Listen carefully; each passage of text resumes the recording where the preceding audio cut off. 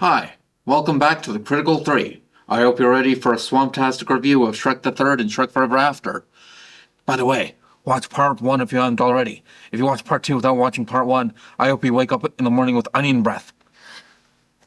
As long as we don't eat onions.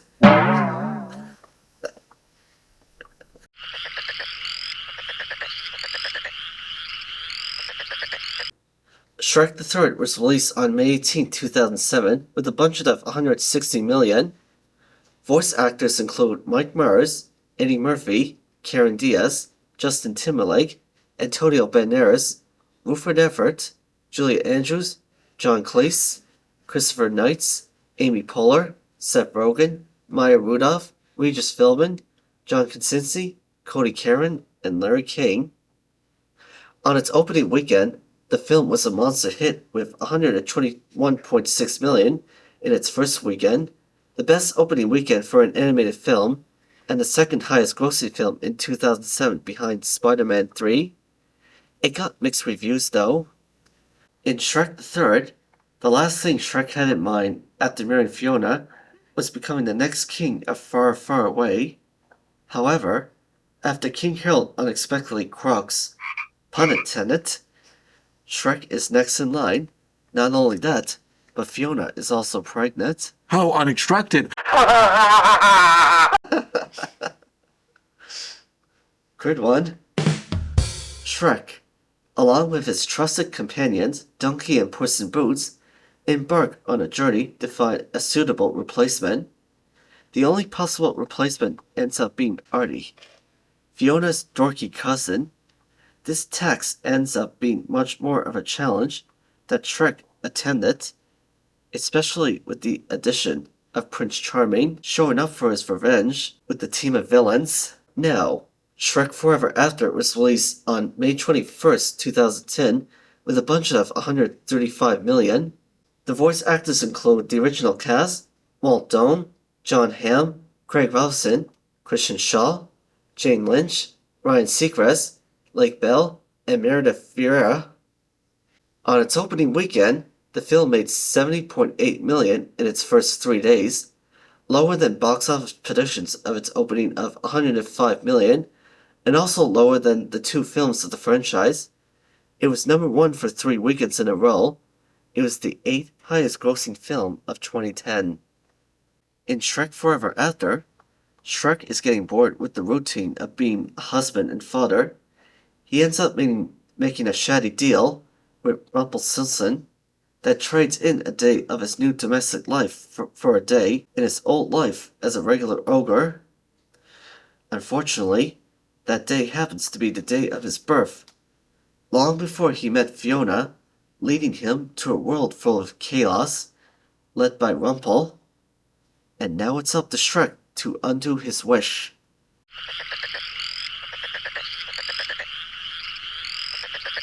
Hello everyone, and welcome to Jared's Swamptastic Factoids. J.J. Villard of King Star King fame worked on Shrek the Third as one of his first gigs and is not proud of it, particularly because of Artie. McDonald's had 2 Happy Meal promotions. The first was a set of 10 talking figures released during the film's theatrical run. Shrek, Fiona, Donkey, Puss in Boots, Gingy, Arthur, Adronki, Fergus, Farkle, and Felicia. The second was a set of 8 super deformed figures released during the 2007 holiday season. The film would originally have looked into Shrek's youth and backstory.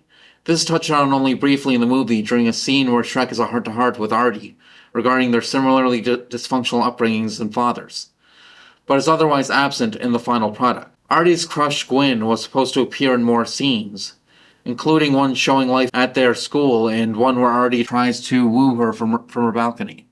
In the final cut, she appears for about 2 seconds when Artie declares he's always loved her as he leaves the school. Her reaction being, Ew. David Morrissey, Paul McCartney, and Tom Cruise were all tapped to voice Rumpelstiltskin. If rumors are to be believed, at one point McCartney almost signed on to play the part, but was dropped at the last minute. In another deleted scene, Shrek sees a crowd of leprechauns watching one of Gingy's gladiator spectacles.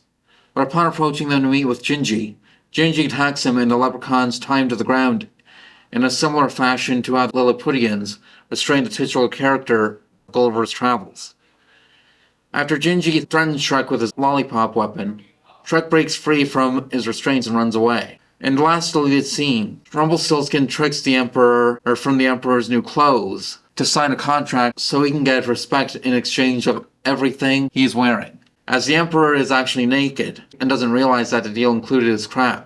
Upon signing the contract, the Emperor loses his crown, and Rumple assures him that people will respect him as an individual, as the witches take the Emperor away. Director Mike Mitchell stated that Cookie the Ogre is female, although sounds like a male, to keep the franchise's tradition to have men playing women, like the Wicked Stepsisters, despite having a beard. However, Craig Robinson has stated that he got conflicting reports about Cookie's gender, and was told that he was definitely male. Oh yeah, Cookie is such an icon. So progressive, DreamWorks. So progressive. Beautiful. The reason why the film was made was so that DreamWorks Animation could prevent the Shrek franchise from decaying any further, after the middling reception to Shrek the Third. Even the title was changed from Shrek Goes Forth to Shrek Forever After, to cement the idea that it was a grand finale. Yeah, about that. Back when the film was first announced, Jeffrey Katzenberg hinted that it was going to be a prequel to the first Shrek, explaining how Shrek arrived at a swamp with some references to Donkey's early life. Cameron Diaz had also asked for the film to have an eco-friendly storyline.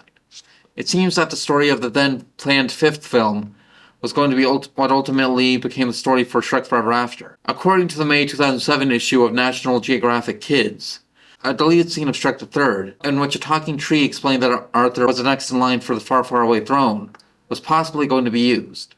Artie was going to return in Shrek Forever After, with Justin Timberlake reprising his role. These scenes were cut, possibly due to Artie's status as an unfavored character. But there are conflicting accounts if Timberlake turned down the offer to focus on his music career, or if he did record those lines. These were the scenes Artie was intended to have. Before the birthday party, Shrek visits Artie to invite him to the party, only for Artie to decline his invitation and banish Shrek, Fiona, and the triplets to the Happy Apple to have their party there, as he feels that he's too good to hang out with ogres now. Racist much? Once Shrek returns to the real world, Artie arrives at the Happy Apple and apologizes for his previous actions, granting permission to all ogres in the world to live in far, far away, as citizens instead of neglected monsters. And totally redeem yourself! Mongo, the giant gingerbread man from Shrek 2, was supposed to return as well in some capacity, but the studio changed their mind and didn't bring him back.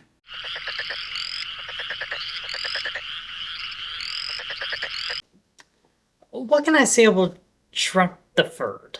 It's fine, but it's not good. What I liked about Shrek the Third was, well, obviously the revenge plot of Prince Charming, and maybe the character of Ari, to an extent. But the twist with Rapunzel was my favorite. As for what I didn't like about the dream sequence, I didn't like. The idea that they couldn't find a way to reverse Gainar's transformation. And another thing I didn't like was the whole idea that the villains turn good at the end. Although we will get to the Rumpelstiltskin. As for Shrek Forever After, I found it mildly entertaining. A lot better than Shrek the Third. The idea of this alternate reality type thing is actually pretty cool. And it's all done by Wish. As for Rumple, he comes back. He's kind of a good villain. Better than Prince Charming, I'll tell you that much. And definitely a lot better than War for Claude. My thoughts on Shrek the Third is it's good, but I wouldn't say the best of the series. What I don't like is the dream sequence of the ogre babies. Yeah, especially the part when he's graduating with no clothes on. That's the worst part. I did like the characters, but I don't agree on the character Artie. The best part in the movie is to try to save their town far, far away. Shrek Forever After is better than I expected. Like, it has a good story too. It's entertaining though, especially the part when he becomes like ogre for a day after he becomes bored to become a husband and father with the same routine. I just like the ending part when he goes back to the birthday party when he roars. And the kid said, "I love you, Daddy." But it was a bittersweet ending to it. Well, here's the thing. I like the idea of Shrek being nervous about becoming a father. But the execution is terrible. I mean, I absolutely agree with the dream sequence. It was a stupid way of visualizing his feelings about becoming a dad. As for Prince Charming, he works in Shrek 2 because he was part of a duo with a much more competent villain. He does not work on his own because he's way too pathetic. And also, when Prince Charming says to Shrek, "You really have a way with children," is he really comparing Artie, a teenager, to an ogre baby? Like, I don't get the comparison here. Granted, yeah, I agree with Mason. I like the twist with Rapunzel actually being in on it and being sort of a gold digger. I didn't mind the scene where the princesses were actually like seizing the castle. I actually liked the part where like Snow White in particular was attacking with the woodland creatures. That was kind of cool. That was the best part in the movie. But yeah, as for Shrek Forever After, that for me is a very good movie on its own if you don't think too much about it. Because when you start really thinking about it, then you start thinking about unaddressed questions like, for example, where's Prince Charming? Is Lord Farquaad just chilling in Duloc? And also, especially, where's the fairy godmother? Then again, with Prince Charming, I just like to think that he got eaten by the dragon. And granted, some of these things, as discussed earlier, would have been addressed but got cut out. I do like things, for example, seeing the alternate versions of other characters we know. Like, for example, seeing Fiona as, like, Ogre Warrior. And not to mention, I like how they essentially flip her and Shrek's roles. Because in the first one, Shrek is the one who doesn't believe that True Love's kiss is real. Whereas Princess Fiona is like all in on it, like trying to convince him that it is. Or in Shrek Forever After, it's the opposite. Shrek knows that True Love's kiss is real, but Fiona has been so hardened over the years by basically being like trapped in the castle with no one coming to rescue her, that she doesn't believe it until like the last second. The music, the Shrek third was okay. The only music that I like was da dun.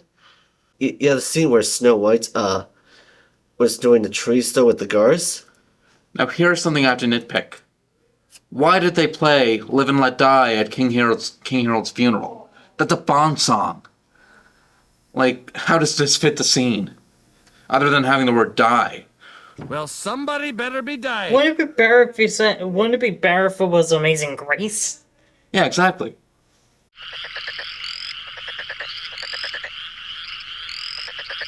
So yeah, when we were watching Shrek the Third and Shrek Forever After, we couldn't help but notice that Shrek was suffering with some very real issues. We decided to call up the most qualified doctor in the universe, Dr. Mason. Shrek. Really? Not wanting to be king? Not wanting to be a royalty? Not wanting to be a father? Were you dumb? My advice to you is get a grip. Man, just get a grip. Yes, there are life changes. You married a princess. That's a life change. You're a part of a royal family. That's a life change. You're about to be a father. That's a life change. I get. Your best friends are a donkey and a cat. But still. So my advice to you is maybe look deep into your soul. And tell yourself, I can do this. I can do the best I can to be the best ogre I can be. And try to be the best father I can be in the future. What the hell kind of advice is that? Okay, note to self, don't hire people off the streets. Did he get his resume? Where was he qualified at? I don't know, I mean, he said he was the most qualified doctor in the universe on his LinkedIn, so I just took his word for it. Is he more like Dr. Oz? Dr. Strange? Oh, he's strange. Or Dr. Phil? What you just said is articulate, it is intelligent, and it is logical. I mean, I guess he is kind of Dr. Phil in the way that neither of them are real doctors. I hope we don't see that guy ever again.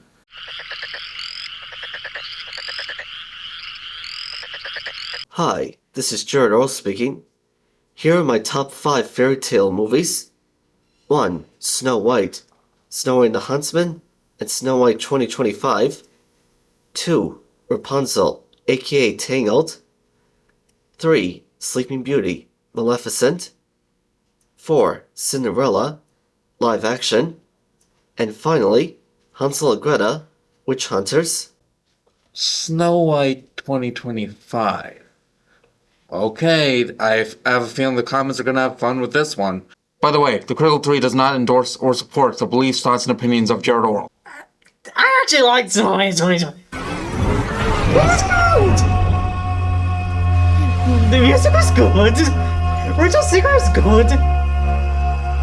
The defeat of the evil queen was actually not that bad. It was better than being killed by a boulder. That's it. I'm going. I'm leaving. I think Bye-bye. Hey! I think we'll have to make a review for that. You know what? I quit. I could barely tolerate the Rudolph slander.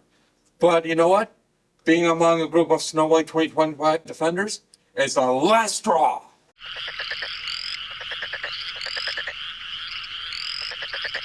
Anywho, I rate Shrek the Third 4 out of 10 frogs.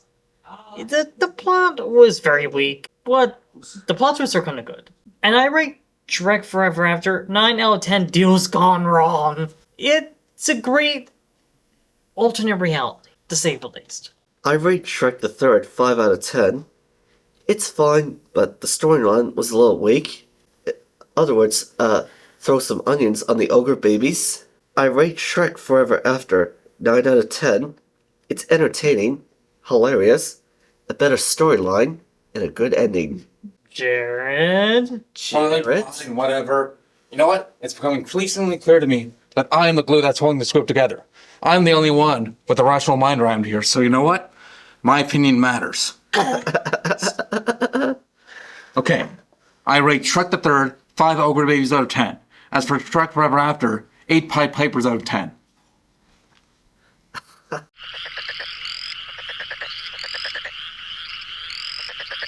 I would highly recommend to watch the movie Wicked for the audience. I watched this movie like 3 times. I saw it twice at the theater and bought it on DVD. It was the best movie I have ever watched it in my entire life. My favorite songs in the movie are Popular and Defying Gravity. If anyone is looking for a good musical movie, you need to see this movie. Speaking of The Wizard of Oz, I recommend The Wizard of Oz for the audience. It's a classic! It's so enjoyable. Okay, so since we're going with an Oz theming for some reason, I would like to recommend Return to Oz. Mainly because it's the most faithful in tone to L. Frank Baum's books. You see, as much of a classic as the original Wizard of Oz film is, it's very, what's the word? Glitzy and glamorous. Whereas Baum's books sort of balance the wondrous with the very dark. Now, some Oz adaptations go too far on the other end, but I think that Return to Oz is like the sweet spot between the two. Thank you for watching. Be sure to check out this video on YouTube. And if you're new here, please make sure to click on that subscribe button. Hope to see you for the next episode. Okay, 3, 2, 1. Critical 3! Who doesn't see the outside of Shrek's outhouse and think, somebody once told me the world was gonna roll me. I ate the sharpest tool in the shed. She was looking kinda dumb with her finger in her body, the shape of an L on her forehead. 3. Hi, welcome back to the Critical 3. Okay, cut. We're off to see the wizard, the wonderful Wizard of Oz. A daddy, daddy, daddy, daddy.